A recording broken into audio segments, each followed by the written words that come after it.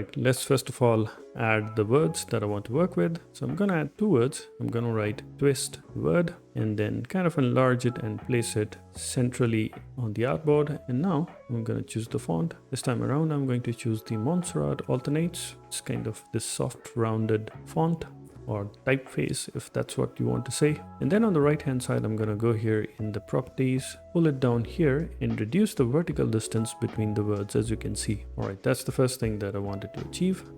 All right, next up, I'm gonna go up here in the effects and then down here in the warp and press on arc, but then I'll drop down and choose the wave after trying a few things. And I'm gonna of course play around with all the options, the bend, the distortion on the horizontal and the vertical, but eventually I'll just use the bend and push it towards the left hand side, as you may see on the screen, and I'll press OK. Now let's just select this word and push it to the top left corner, make it a bit smaller and make a copy of it. For that, press Alt and drag out a shape out of it. Let's bring this a little bit downwards and take out one more copy out of it and make this copy really small and then kind of place it just behind it on the upper left corner here. So far so good. Next, let's select this top word and give it this blue color using the eyedropper tool, and let's again choose the eyedropper to again give this blue color to the smaller word. But then I'll go here on the left side on the color picker,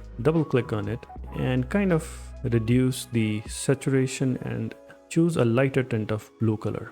Next, I'll select both of these and go up here in the objects and blend and then blend options. So I'm going to choose specified distance as already given here of 4 pixels and press OK. And then I'll go back in the blend and then press make. This gives this nice 3D kind of a blowout feel that it's emerging out of from the background. Now I'm gonna go here on the right and press Alt and drag out a shape out of it and just kind of place it right on the top just to see how the effect kind of looks. So I'll align it and kind of take a look at it how it looks. So far so good. I'll pull this word to the right here so that I can work on it. I basically want to apply a gradient to it. For that, first of all, on the left hand side, I'll set its fill to none and then go here in the appearance panel on the right hand side, add a fill and then press the letter G or this tool or the gradient tool on the left hand side and press on the word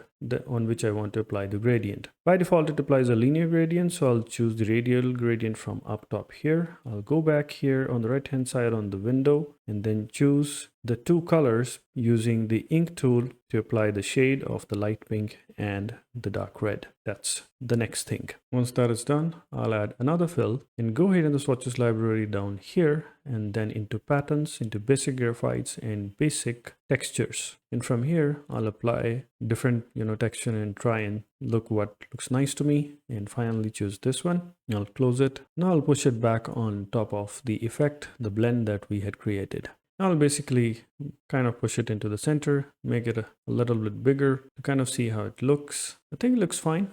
I wanted to create that blend of, kind of a shadow emerging out from the darkness from behind. I think it's fine. I'll delete rest of all these things and finally add a background. And for the background, I'll choose, as always, 920 by 1080 pixel rectangle. Push it back by pressing Ctrl Shift and right bracket. And I'm not going to do too much with the background this time around since I want the blend to have a precedent. So I'll choose a dark blue color and kind of enlarge it so that the blend is nicely visible and the twist word is nicely visible. And that's pretty much it. Thank you so much for your time. I hope you enjoyed this. Please don't forget to like and subscribe. Have a good day.